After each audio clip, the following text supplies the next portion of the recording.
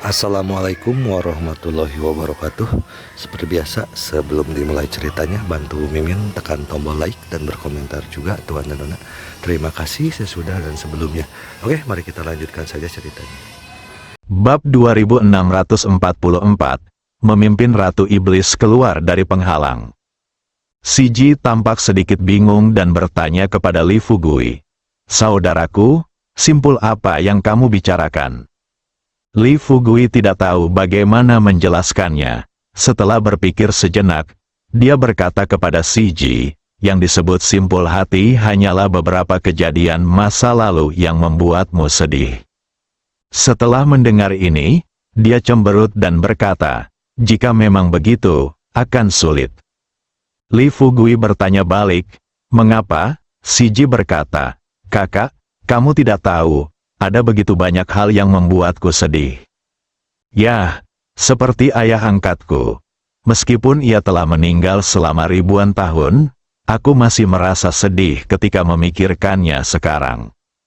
Saya juga merasa sedih ketika melihat orang melakukan hal-hal buruk."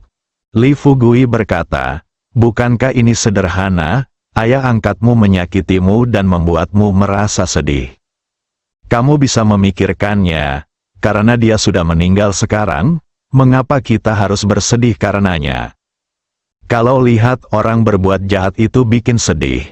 Haha, paling-paling siapa yang berbuat jahat, kita bisa menghukumnya sesuai dengan seberapa jahat perbuatannya.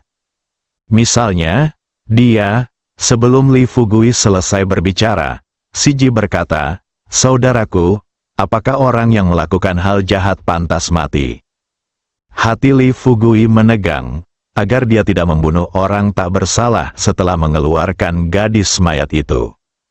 Dia berkata dengan tergesa-gesa, "Itu tergantung pada hal buruk apa yang dilakukannya. Misalnya, jika seseorang mengintip seorang gadis yang sedang mandi, hal buruk semacam itu tidak boleh langsung dibunuh. Tetapi mereka yang membunuh orang, membakar orang, dan menindas orang harus mati." Setelah mendengar ini, Siji mengangguk dan tersenyum. "Kakak, aku tahu apa yang kamu bicarakan. Baiklah. Kalau begitu, bawa aku keluar sekarang." Melihat Ratu Mayat tidak sabar untuk pergi dari sini, Li Fugui merasa sedikit gelisah. Pertama-tama ia segera mengenakan pakaian yang baru saja dilepasnya. Pada saat yang sama, dia bertanya kepada Putri Mayat, "Kakak Putri Mayat, bisakah kamu memberitahuku apakah mudah bagi kita untuk keluar dari sini sekarang?" Putri Mayat terkekeh dan berkata, "Apa susahnya sih? Keluar dan usir dua kilin yang menjaga pintu, baru kita bisa keluar." Li Fugui terus bertanya, "Apakah kamu pernah keluar sebelumnya?" Siji menggelengkan kepalanya dan berkata, "Tidak, aku tidak pernah pergi sejak aku datang ke sini."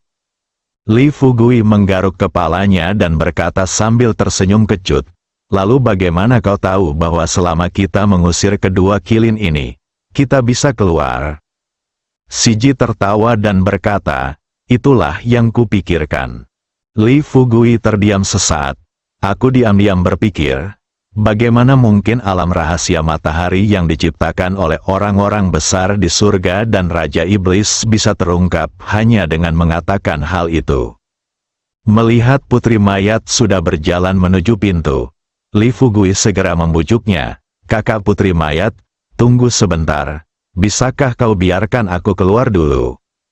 Aku akan meminta dua orang abadi di luar untuk melihat apa yang perlu kau perhatikan saat kau meninggalkan tempat ini." Siji berhenti dan berbalik untuk melihat ekspresi khawatir di wajah Li Fugui. Dia cepat-cepat berjalan mendekati Li Fugui, lalu mengulurkan tangan dan meraih pergelangan tangan Li Fugui. Dia terkekeh dan berkata, "Kakak, ikut saja denganku. Aku sudah tinggal di sini selama ribuan tahun, bagaimana mungkin aku tidak tahu bagaimana cara keluar dari sini?" Li Fugui bertanya, "Jika memang begitu, mengapa kamu tidak keluar sebelumnya?" Siji berkata dengan serius, "Belum pernah ada yang mengajakku keluar sebelumnya. Aku takut." Untungnya, Li Fugui sekarang dapat melihat dunia batin putri mayat melalui kekuatan pikirannya. Setelah melihat bahwa putri mayat tidak berbohong, Li Fugui akhirnya merasa lega. Dia mengangguk dan berkata, "Baiklah, ayo kita keluar dulu." Lewati beberapa halaman sebelum datang ke sini, Li Fugui dan Siji segera tiba di gerbang Istana Matahari. Lihat keluar pintu, kedua unicorn yang berbaring di kiri dan kanan pintu menoleh malas dan melirik Li Fugui dan Siji yang berjalan ke arah mereka. Ketika Li Fugui mengira kedua orang ini pasti akan berdiri dan menghalangi jalan mereka. Tanpa diduga, putri mayat sudah keluar lebih dulu. Setelah tiba di depan kedua kilin, putri mayat mengulurkan tangan dan menyentuh kepala kedua kilin seolah-olah mereka adalah anak anjingnya sendiri. Kedua kilin itu tetap tidak bergerak dan tetap berbaring di tanah dengan patuh. Putri mayat tersenyum dan berkata, "Kalian berdua bisa bermain di dalam sekarang. Aku dan saudaraku akan pergi ke dunia manusia untuk sementara waktu. Ketika aku sudah cukup bersenang-senang, aku akan kembali untuk mencarimu." Kedua kilin benar-benar menunjukkan ekspresi lega. Mereka berbalik bersama dan menatap Li Fugui dengan rasa terima kasih. Lihat situasi ini, Li Fugui tercengang. Dia tidak pernah menyangka kedua kilin ini akan memperlihatkan ekspresi seperti itu kepadanya. Setelah terdiam beberapa detik, dia menirukan apa yang dilakukan putri mayat tadi, melangkah maju, mengulurkan tangannya, dan dengan lembut menyentuh kepala dua kilin di depannya. Kedua kilin itu kemudian perlahan berdiri, tetapi tidak berjalan memasuki Istana Matahari, melainkan berjalan maju. Berjalan keluar puluhan meter. Ketika kedua kilin menghilang tanpa jejak dalam sekejap mata, ketika Li Fugui menoleh ke belakang, dia tidak menyangka bahwa Istana Matahari telah berubah menjadi gunung matahari yang dilihatnya di luar. Siji tidak menoleh ke belakang. Dia melompat maju dan berjalan sambil tersenyum, sambil mendesak Li Fugui, "Kakak, cepatlah, ayo kita keluar dari sini secepatnya." Li Fugui menoleh ke belakang dan mengusap matanya. Kemudian dia buru-buru berteriak kepada putri mayat, "Kakak putri mayat, tunggu sebentar. Kenapa Istana Matahari tiba-tiba menghilang tanpa jejak?" Siji tidak menoleh ke belakang, tetapi terus berlari ke depan dan berkata kepada Li Fugui, "Saudaraku, jangan khawatir, Istana Matahari pasti masih ada di sana. Bukankah aku baru saja mengatakannya? Aku akan pergi ke dunia manusia untuk bermain selama beberapa hari. Lalu aku akan kembali ke sini." Momen ini, Li Fugui merasa seperti sedang bermimpi. Dan itu adalah mimpi yang tajam dan membingungkan. Dia datang dengan tajam dan bingung, dan sekarang dia pergi dengan tajam dan bingung. Gambaran-gambaran dalam mimpi itu muncul secara tajam dan membingungkan, lalu menghilang secara tajam dan membingungkan. Namun satu hal yang pasti, mimpi ini sangat nyata. Setelah berdiri diam sejenak di sana, Li Fugui menggelengkan kepalanya sambil tersenyum kecut, lalu mengikuti di belakang putri mayat dan bergegas menuju kejauhan. Setelah beberapa saat, Li Fugui tiba di luar penghalang. Ketika Hua Duo, Ming Jie dan yang lainnya melihat Li Fugui muncul di depan mereka bersama gadis mayat, keempat orang yang hadir semuanya tercengang. Terutama Jin Yangxi dan Xiao Yaozi, mereka telah menjaga di sini selama ribuan tahun dan belum pernah melihat penampilan Ratu Iblis. Mereka tidak menyangka Li Fugui akan muncul kali ini dan membawa Ratu Iblis keluar dari penghalang. Selain terkejut, Jin Yangxi bertanya dengan cara yang agak tidak percaya, "Ini, Tuan Li, ini yang mulia Ratu Iblis, kan?" Li Fugui tersenyum dan mengangguk, lalu berkata, "Ya, itu adalah Ratu Iblis." Kata-katanya belum selesai. Putri mayat itu malah terkekeh dan berkata, "Kakak, suruh mereka untuk tidak memanggilku Ratu Iblis. Bukankah aku punya nama? Hua Duo Duo dan Sister Ming tercengang lagi. Kakak, astaga, Ratu penyihir macam apa ini? Dia jelas teh hijau. Setelah melihat perubahan ekspresi di wajah Hua Duo Duo dan Ming Jie, Li Fugui mengetahui temperamen kedua gadis ini. Begitu mereka mulai bertengkar dengan si Ji, Hua Duo Duo dan Ming Jie sudah pasti bukan tandingannya. Untuk menghindari terjadinya tragedi ini, tanpa menunggu Hua Duo Duo dan Sister Ming bereaksi, Li Fugui melangkah maju terlebih dahulu dan buru-buru meraih pergelangan tangan Suster Ming, lalu menatap Suster Ming dan Hua Duo Duo dan berkata dengan serius, "Duo Duo, Suster Ming, kalian berdua ikut denganku sekarang." Sambil berbicara, Li Fugui menyeret kedua gadis itu ke samping. Tanpa diduga, si Ji terkekeh dan menyusul, "Kakak, kamu mau kemana?"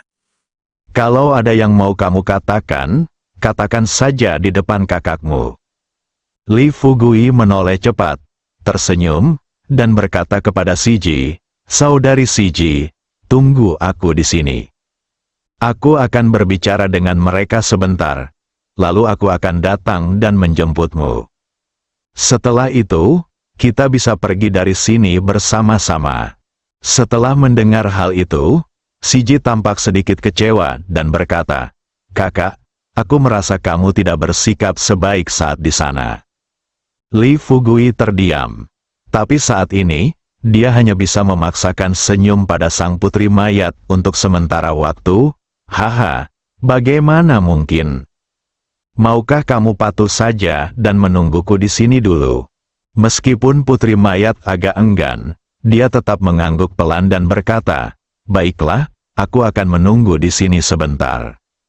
Setelah sang putri mayat selesai berbicara, Li Fugui dengan cepat menyeret Hua Duo Duo dan Ming Jie ke jarak beberapa puluh meter. Begitu mereka berdiri teguh, sebelum Li Fugui sempat berbicara, Hua Duo Duo mengerutkan kening dan bertanya dengan marah kepada Li Fugui, "Fugui, katakan padaku, apa yang terjadi? Apa yang kau lakukan pada gadis di sana?" Saudari Ming juga menatap Li Fugui saat ini, berharap Li Fugui dapat memberi mereka penjelasan yang masuk akal. Li Fugui menghela nafas, dia berkata tanpa daya, "Duo Duo, Saudari Ming, aku tahu kalian mungkin tidak percaya saat aku mengatakan ini, tetapi aku harus memperingatkan kalian terlebih dahulu. Untuk periode waktu berikutnya, apapun yang terjadi, kalian tidak boleh berselisih dengannya, mengerti?" Hua Duo Duo tertawa marah dan berkata, "Haha, kita tidak bisa berselisih dengannya. Kenapa? Apakah kamu takut kita berdua akan bekerja sama untuk mengalahkannya? Katakan padaku, apakah kamu enggan berpisah dengannya?" Li Fugui berkata terus terang, "Bagaimana mungkin aku tidak enggan meninggalkannya? Aku enggan meninggalkanmu, tahukah kau seberapa kuat dia? Kau tidak akan percaya jika aku memberitahumu, tapi kekuatannya jauh lebih unggul dariku. Setelah aku memasuki penghalang, hal pertama yang kutemui adalah dua kilin yang menjaga gerbang istana tempat tinggalnya. Kedua kilin ini seperti dua anjing pug di depannya. Selain itu, jangan remehkan dia karena dia terlihat sedikit naif. Dia sangat kejam dalam melakukan sesuatu." Mendengar ini, Hua Duo Duo melihat ke arah di mana putri mayat berada. Segera setelahnya, dia mencibir dan berkata, "Lagi pula, itu hanya dia. Dia jelas-jelas gadis teh hijau. Oke, kalau kamu tidak percaya padaku, tanya saja pada Suster Ming. Bukankah tidak sopan memanggilnya saudara di depan begitu banyak dari kita?" Sister Ming sedikit lebih tenang dari Hua Duo Duo. Dia hanya sedikit mengernyit dan bertanya dengan suara rendah, "Fugui, tidak ada hal tidak senonoh yang terjadi antara kamu dan dia, kan?" Li Fugui tentu saja tahu apa yang dibicarakan Suster Ming, dan dia bersumpah, itu pasti tidak terjadi. Setelah mengatakan, Li Fugui tersenyum pahit dan berkata, "Lagi pula, bagaimana mungkin aku berani melakukan hal seperti itu? Kau tidak ikut denganku.